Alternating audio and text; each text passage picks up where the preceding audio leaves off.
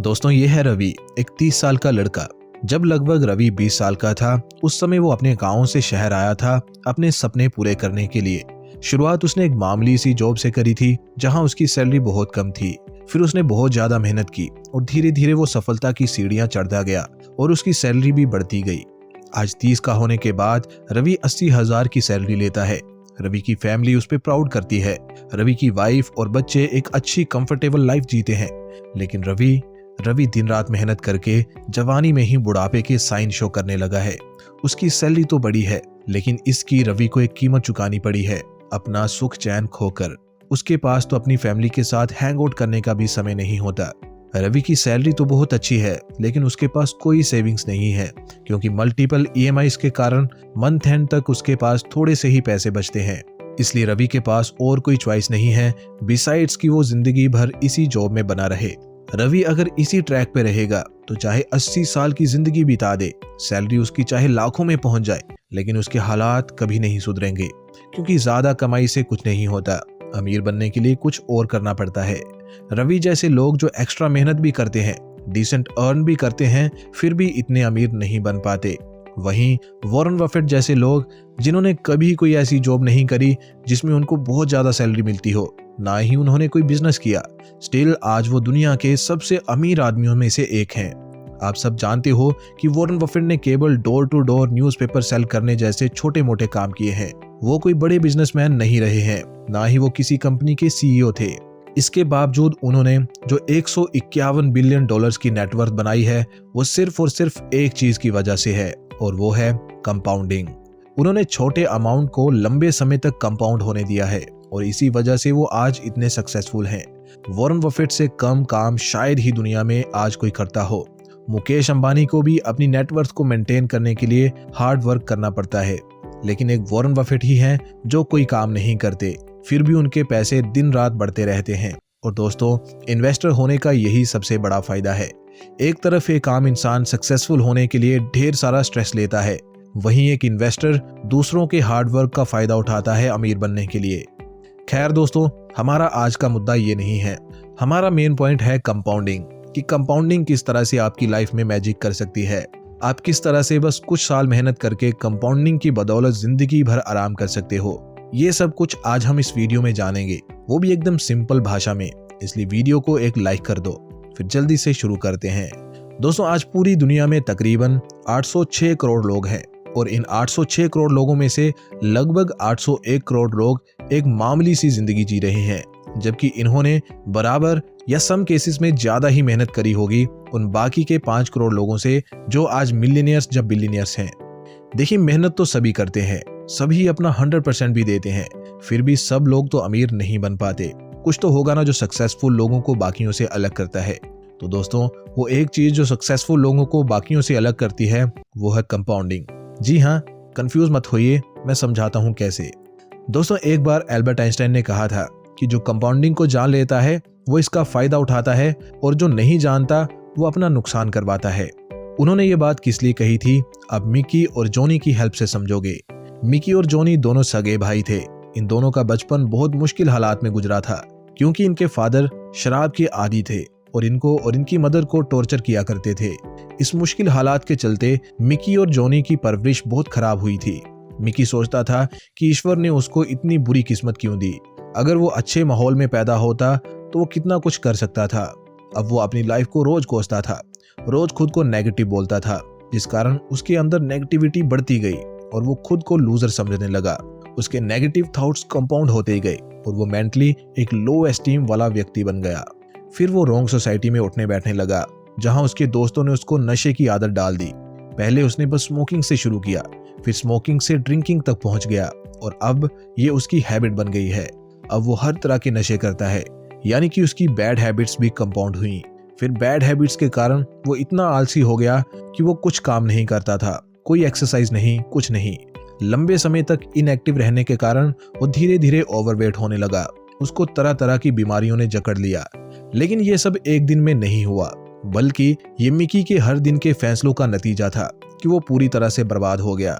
इसे ही दोस्तों dark side of compounding कहते हैं, और ये आपके बिना जाने ही काम करती रहती है। आपको पता भी नहीं होता और आप कुछ ऐसे फैसले जाने अनजाने में ले लेते हो जो लॉन्ग टर्म में आपको बहुत नुकसान देते हैं। कोई भी एक दिन में ही एडिक्ट नहीं बनता। शुरू में कोई दानवीर उसको एक सिगरेट देता है, फिर वो महीने में एक बार, फिर हफ्ते में एक बार और फिर डेली स्मोक करना स्टार्ट कर देता है। आपकी हेल्थ के साथ भी कुछ ऐसा ही होता है और आपके फाइनेंसिस के साथ भी। अब कंपाउंडिंग की ब्राइट साइड की भी बात कर लेते हैं। जॉनी, जो कि मिकी का सगा भाई था और सेम हालातों में पला बड़ा था, लेकिन उसके बुरे हालातों से वो टूटा नहीं, बल्कि उसने ये समझा कि अगर उसने भी कुछ नहीं किया अपनी और अपनी फैमिली की लाइफ को सुधारने के लिए, तो वो भी अपने फादर की तरह एक नेगेटिव पर्सनैलिटी वाला इंसान बन जाएगा। सो उसने अपनी लाइफ में डेली केवल 1% इम्प्रूव करना शुरू किया। वो पर्सनल फाइनेंस पे बुक्स रीड करने लगा। शुरू में बस वो 1 या 2 पेजेस ही पढ़ता था, जिस कारण उसका नॉलेज बस 1% ही कंपाउंड होता था। लेकिन साल में उसका नॉलेज 365% से ज्यादा बढ़ गया। उसको फाइनेंस का नॉलेज होने लगा। फिर वो डेली एक्सरसाइज भी करता। शुरू में बस वो कुछ मील पैदल चला करता था, फिर वो धीरे धीरे रन करने लगा। फिर उसने होम जिम बनाकर वेट लिफ्ट करना स्टार्ट किया और कंपाउंडिंग की वजह से उसकी फिजिक धीरे धीरे इंप्रूव होने लगी और वो एक पर्सनैलिटेड इंसान बन गया। देन उसने जॉब इंटरव्यू दिया और वो पहले ही इंटरव्यू में सिलेक्ट हो गया, बिकॉज वो एक knowledgeable as well as smart personality का इंसान बन चुका था। इसके बाद वो कंपाउंडिंग का यूज पैसों में करने लगा। वो हर महीने कुछ पैसे सेव करता और उन्हें 10% रिटर्न्स पर इन्वेस्ट भी करता, जिस वजह से वो फाइनेंशियली फिट इंसान बन गया और जॉनी की लाइफ कंपाउंडिंग की वजह से पूरी तरह से चेंज हो गई। दोस्तों, ये होता है जब आप कंपाउंडिंग का सही इस्तेमाल करते हो। कंपाउंडिंग सिर्फ पैसों पर ही काम नहीं करती, बल्कि ये लाइफ के हर एस्पेक्ट पे काम करती है। इसलिए कंपाउंडिंग को जितना जल्दी समझ लिया जाए उतना ही अच्छा है। नाउ दोस्तों, मैं आपको कंपाउंडिंग का रियल मैजिक दिखाता हूँ 3 दोस्तों के एग्जाम्पल से। ये तीनों एक साथ नौकरी करते थे और तीनों ही एक जैसी सैलरी भी लेते थे। एक दिन ये तीनों एक साथ बैठे हुए थे और अपने फ्यूचर प्लान्स के बारे में बात कर रहे थे। तीनों चाहते थे कि उनके पास घर हो, गाड़ी हो और वो अच्छी सैलरी लेते हो और मनचाही जिंदगी जीते हो। लेकिन जो पहला दोस्त था उसने थोड़ी एक अलग बात कर दी, जिससे दूसरे दोनों दोस्त बिल्कुल भी सहमत नहीं थे। पहले दोस्त ने कहा कि वो SIP करने का सोच रहा है ताकि वो अपने फ्यूचर में वेल्थ बना सके। इस बात पे बाकी दोनों दोस्त बिल्कुल भी सहमत ना हुए और उन्होंने कहा, यार दोनों में से एक ही चीज हो सकती है, या तो हम SIP कर लें या फिर जिंदगी के मजे ले लें। लेकिन शायद उनको पता नहीं है कि जिंदगी के मजे लेने के दावे आज तक कई लोग कर चुके हैं, लेकिन सब चले गए जिंदगी को अपना मजा दिलाकर। हाउएवर, पहले दोस्त का इरादा पक्का था। उसने सोच लिया था कि वो SIP करेगा, सो उसने 15,000 की SIP लगा दी इंडेक्स फंड्स में। लेकिन यूं ही नहीं, बल्कि उसने फुल प्लानिंग के साथ ऐसा किया। उसने 10 सालों के लिए SIP लगाई और 10 साल बाद SIP क्लोज भी करवा दी। उसको इसके बीच 12% के रिटर्न्स भी मिले, जिस कारण 10 साल बाद उसकी इन्वेस्टमेंट का अमाउंट 34,85,000 रुपए हो गया। फिर पहले दोस्त ने इसके बाद SIP बंद कर दी। अब तक उसकी सैलरी भी बहुत इंक्रीज हो चुकी थी, जिससे वो अपनी लाइफ को एंजॉय करता था। उसको बेफिक्र देखकर और उसके लाइफस्टाइल में इंप्रूवमेंट होता देखकर सेकंड दोस्त ने उससे एक बार पूछा कि तू आजकल बड़ा खुश दिखाई देता है, आखिर क्या बात है? तो पहले दोस्त ने कहा कि बात कुछ नहीं है, बस जिंदगी अच्छी गुजर रही है। मैंने जो इन्वेस्टमेंट करी थी उस पे मुझे अच्छे रिटर्न्स मिल गए हैं, तो अब मुझे फ्यूचर की टेंशन नहीं है। अब मैं पैसों को अपने ऊपर खर्च कर लेता हूँ आराम से। अच्छा, मुझे भी दिखा अपना पोर्टफोलियो, मैं भी देखना चाहता हूँ। क्या कमाल कर दिया तूने। तो पहले दोस्त ने उसको अपना पोर्टफोलियो दिखाया। Very impressive. दूसरे दोस्त ने कहा, कितने समय में ये अमाउंट तूने रीच किया है? पहले दोस्त ने जवाब दिया कि 10 सालों में। इसके बाद दूसरा दोस्त सोच में पड़ गया। वो सोचने लगा कि अगर इसको 10 सालों में इतने रिटर्न्स मिले हैं तो मैं 20 सालों तक इन्वेस्ट करूंगा और फिर आराम से इसको पीछे छोड़ दूंगा। जिसके बाद दूसरे दोस्त ने भी 15,000 रुपए की SIP लगा दी इंडेक्स फंड्स में, जहां उसको भी सेम रिटर्न्स मिलने लगे। 20 साल बाद उसके पैसे कितने हुए बाद में बताता हूँ, पहले तीसरे दोस्त की बात कर लेते हैं। 5 साल और बीत गए और तीसरे दोस्त को फील होने लगा कि यार पैसा कोई बच ही नहीं रहा। अब तक वो मस्ती ही करता रहा था, लेकिन अब उसे लगने लगा था कि थोड़ा समझदार हो जाता हूँ और फ्यूचर के लिए कुछ पैसे सेव कर लेता हूँ। वो पहले दोस्त के पास गया क्योंकि उसी को सबसे ज्यादा एक्सपीरियंस था इन्वेस्टिंग का। थोड़ी देर कैजुअल बातें करने के बाद तीसरा दोस्त पहले दोस्त से पूछने लगा कि यार मैं बड़ा परेशान हो गया हूँ, इतने साल मैंने मौज मस्ती में लगा दिए, कुछ भी सेव नहीं किया, अब मुझे फ्यूचर की चिंता होती है, तो मुझे बता मुझे क्या करना चाहिए। तो पहले दोस्त ने कहा कि SIP करो। ठीक है, लेकिन SIP से कुछ होता भी है? तीसरे दोस्त ने कहा, हाँ भाई होता है, क्यों नहीं होता।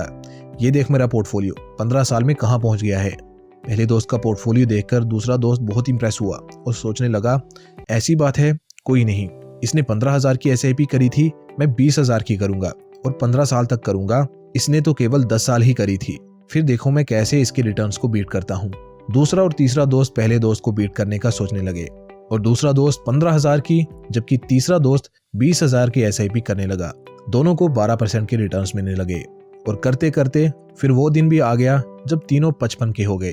पहले दोस्त ने 25 की एज में SIP स्टार्ट करी थी और 35 की एज में बंद कर दी थी, यानी कि 10 सालों में। दूसरे ने 35 की एज में शुरू करी थी और 55 की एज तक उसकी SIP चल ही रही थी, और तीसरे ने 40 की एज से स्टार्ट करी थी और अभी तक यानी 55 की एज तक कर ही रहा था। अब दोस्तों देखते हैं किसने सबसे ज्यादा पैसे कमाए होंगे। तीनों दोस्त दोबारा यूनाइट हुए। तीनों 55 की एज के हो चुके थे और अपनी अपनी लाइफ में अच्छा कर रहे थे। तीनों ऑलमोस्ट रिटायरमेंट की एज को पहुंच चुके थे। तो सबसे पहले तीसरा दोस्त बोलना शुरू हुआ। इस तीसरे दोस्त को सबसे ज्यादा कॉन्फिडेंस था क्योंकि उसने 20,000 की SIP करी थी और लगातार 15 सालों तक करी थी, इसलिए उसको लग रहा था कि वही सबसे अमीर होगा। सो उसने कहा, दोस्तों क्या कहते हो, आज सब एक दूसरे को अपना पोर्टफोलियो ना दिखाएं? हाँ क्यों नहीं, बाकियों ने भी कहा। ठीक है, सबसे पहले मैं ही दिखाता हूँ, तीसरे दोस्त ने कहा। उसने अपना पोर्टफोलियो दिखाया तो उसके पोर्टफोलियो की वैल्यू पूरे 1 करोड़ रुपए हो चुकी थी और वो बड़े कॉन्फिडेंस के साथ उन दोनों को बता रहा था कि देखो मेरे पोर्टफोलियो में 1 करोड़ रुपए हो गए हैं। पहले दोनों दोस्तों ने उसको कांग्रेचुलेट किया। फिर दूसरे नंबर पे जो दोस्त था वो कहने लगा, बहुत बढ़िया यार, लेकिन अब जरा मेरा पोर्टफोलियो भी देख ले। उसको यकीन था कि उसका पोर्टफोलियो सबसे ज्यादा होगा क्योंकि उसको सिर्फ तीसरे दोस्त का ही डर था जो 20,000 की SIP कर रहा था। पहला दोस्त तो काफी समय से वैसे ही SIP करना बंद कर चुका था, सो उसको कोई डर नहीं था। तो दूसरे दोस्त ने जब अपना पोर्टफोलियो दिखाया तो उसके पोर्टफोलियो में अमाउंट दिखाई दे रहा था 1.5 करोड़ रुपए का। ये देख के तीसरा दोस्त बहुत शौक हुआ कि यार ये मुझसे आगे कैसे निकल गया, जबकि इसने मुझसे कम अमाउंट की SIP करी थी। लेकिन पहला दोस्त इत्मीनान के साथ चुपचाप बैठा हुआ था। दूसरे दोस्त को लगा कि वही सबसे अमीर है, लेकिन कहानी अभी बाकी थी। ये दोनों दोस्त अब पहले दोस्त को कहने लगे कि यार चल तू भी दिखा ही दे, तेरे पोर्टफोलियो की वैल्यू कितनी हुई है। इन दोनों को यही उम्मीद थी कि ये तो हमसे पीछे ही होगा, लेकिन जब उसने पोर्टफोलियो दिखाया तो इन दोनों की आंखें खुली की खुली रह गई क्योंकि इस दोस्त के पोर्टफोलियो की वैल्यू 3 करोड़ 28 लाख रुपए हो चुकी थी, जो देख के उसके दोनों दोस्तों की आंखें फटी की फटी रह गईं और हैरानी के साथ दोनों पूछने लगे कि ये कैसे हुआ, तुम तो 10 साल बाद ही SIP करना छोड़ चुके थे, फिर तुम्हारे पोर्टफोलियो की वैल्यू हमसे ज्यादा कैसे हो सकती है? तो फिर पहले दोस्त ने कहा कि दोस्तों ये कंपाउंडिंग के कारण हुआ है। जब कंपाउंडिंग आपकी दोस्त बन जाती है तो आपको फिर ज्यादा मेहनत करने की जरूरत नहीं पड़ती, आपके बिना काम किए भी आपके पैसे बढ़ते रहते हैं। और कंपाउंडिंग को अपना दोस्त बनाने के लिए इसे इनफ लंबा समय देना पड़ता है, जो कि मैंने दिया। माना कि मैंने SIP करना जल्दी छोड़ दिया था, लेकिन ये भी देखो कि मैंने स्टार्ट कब किया था, तुम दोनों से 10 साल पहले। इसलिए मेरे केस में कंपाउंडिंग को ज्यादा समय मिला अपना मैजिक दिखाने के लिए। यही कारण है कि तुम दोनों के ज्यादा लंबे समय तक SIP जारी रखने के बावजूद तुम मुझसे पीछे रहे।